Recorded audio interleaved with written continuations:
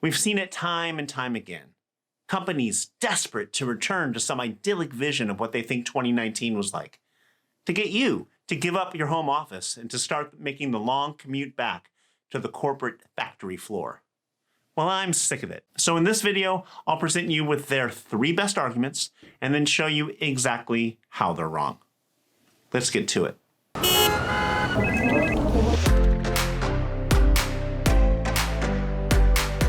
Hey there, my name's Steve and you're watching Live, Work, Live, the channel dedicated to remote workers and the work from anywhere movement. Today, we are going to present and then debunk the 3 most commonly cited reasons why you should return to working in the office. These are the same 3 reasons that you're going to see cut and pasted in every pro-office work opinion piece and article, promoted earnestly in interviews of industry titans, and then parroted by sometimes well-meaning middle managers who are tasked with convincing you to give up on remote work. Now, what we're not going to do this week is to tell you the big lie, the real reason why they're doing everything they can to get you to come back. That's going to have to wait for another video, so go ahead and consider subscribing so you're not going to miss it. It's a doozy. Okay, so let's start with the first, most primal response that CEOs have. Zoom is just so impersonal. Don't you miss being together? Now, first off, some people are introverts and some people are extroverts. And yes, it's true, extroverts can be struggling with the physical distance of remote work. They gain energy from being around other people. But their needs as extroverts are not more important than the needs of introverts who lose energy by being around other people for long periods of time. Now, I can already hear the pushback. Aren't all humans social creatures? In fact, let me go ahead and show you what CNBC calls a human behavior guru has to say on the topic. And as a side note, and no offense to Professor Dan Ariely from Duke University, who's quoted here, in fact, to my knowledge, he's actually never used the word guru to describe himself. I blame the writer or their editor at CNBC. But if anyone ever tries to give you that label, just no. Okay, so Professor Ariely says, people don't understand how much they miss other people. I think we forget the joys that we get from other people. Now, look, I think this can be true, but he's made a fatal error in logic. He's comparing interacting socially with coworkers against not. But he's forgetting there's another side to this equation. That social connection, those human bonds that are so important in life, I'd actually argue that it's perverse to expect them to come from your office mates. And instead, you should get them from your family members, your children, your aging parents, your spouse. Connect with your friends, your neighbors. It's a big world. And this paternalistic attitude that so many companies take, this twisted idea that workers are part of some big corporate family, well, just wait until it's time to downsize, and then you're going to find out who your true family is. So instead of spending less time with people who really love you to pretend to be part of some sort of work family, maybe we could just use the technology we have to have richer, more engaging experiences with our coworkers online. At my company, we use Zoom and Teams, and most people keep their cameras on as a default. And over the past 18 months, I've gotten to know their kids, their dogs. I've learned about their house repairs, all sorts of intimate details I would never have otherwise known. Because you see, the problem we have here, the problem with this argument, it boils down to a problem that's common with all of them. Just because the office is where and how you used to do something doesn't mean it's the only way or even the best way to do so today. That might have been a bit of a rant, but if you agree with anything I'm saying and you want to help others hear this message, please go ahead and click that like button. It really helps juice that algorithm that YouTube has. Thank you so much. Okay, let's get on to argument number 2. I worry about how we will train the next generation of leaders in our company without the mentorship and learning opportunities that you can only get in the office. Yes, the knowledge transfer argument. This one is less overtly selfish as the first, and in fact, it seems to raise a valid concern about how to onboard and develop junior talent. I've seen this argument coming from well-meaning leaders, as well as, less well-meaning ones. And it's true, junior talent is always a priority for a growing organization. Not just because they keep your costs low, but because when good talent is hard to find, growing your own makes a lot of sense. But if you heard the end of my last rebuttal, you're going to see a pattern here. Because just because your CEO learned on the job in a hectic office environment, fetching coffee for senior executives, stumbling into meetings unprepared, watching the work as it happened, doesn't mean that that's the only or best way. First of all, many of the positive aspects of that old way of learning can easily be replicated online with the help of a good manager. Honestly, a good direct supervisor solves this almost completely by itself. Junior talent should have a clear boss or mentor assigned.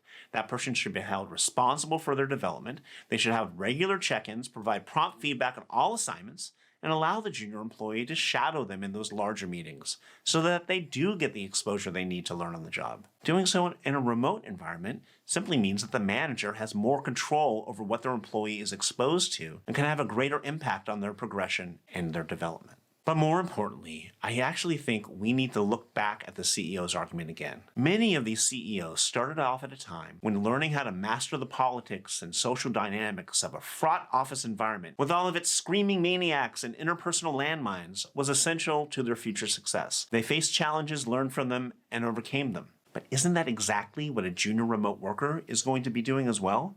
Preparing themselves for the future of their work, learning the skills to be effective in a more remote work environment? Or are we doomed to only repeat the past?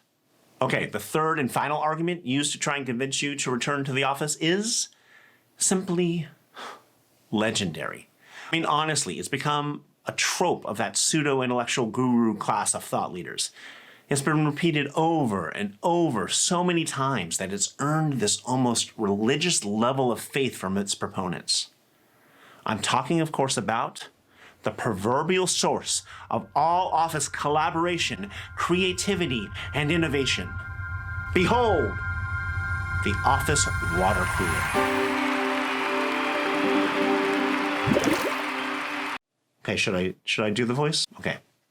Being in the office is essential for spontaneous collaboration and innovation. Without a doubt, this is the one idea, the one argument that every leader who's trying to convince you to return will pull out at some point. And the sad thing is that many of them have heard it repeated so often that they begin to believe it themselves.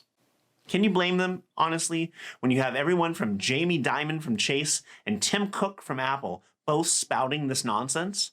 This idea that putting people in one place and having them have the chance encounters at places like this mythical water cooler is going to somehow give the company these magical moments of spontaneous collaboration and creativity? The problem, of course, is that this idea is complete garbage.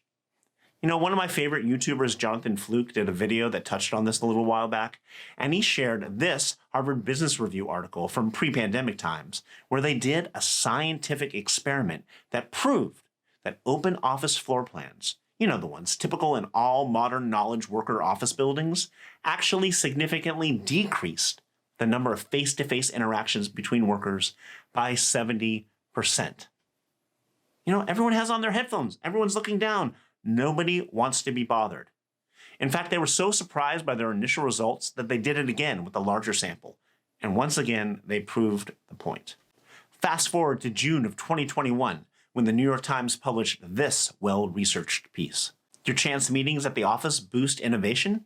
There's no evidence of it. No evidence. And here's this quote from Ethan Bernstein from the Harvard Business School. There's credibility behind the argument that if you put people in spaces where they are likely to collide with one another, they're likely to have a conversation. But is that conversation likely to be helpful for innovation, creativity, useful at all for what an organization hopes people would talk about? There is almost no data whatsoever.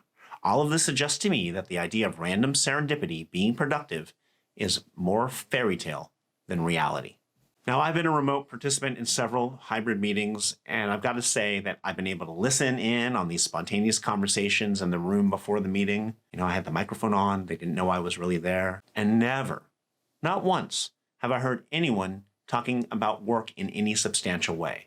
No, it's always the same insipid small talk that you know and hate. Instead, studies have shown that what really drives innovation among employees are things such as 1, allowing people the time and space to focus on larger problems.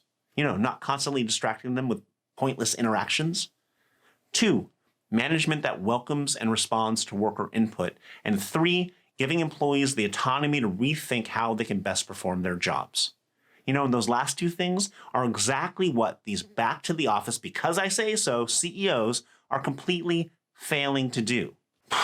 Okay, Now that we've reviewed and debunked the 3 arguments that back to the office crowd has, you might be asking yourself, well then why do they want me to come back? Surely they're not all just emotionally needy extroverts and control freaks.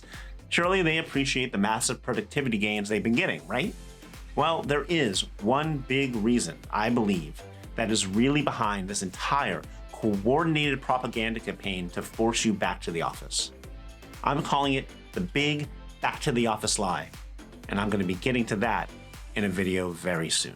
So please subscribe and click that bell below to get notified of future videos.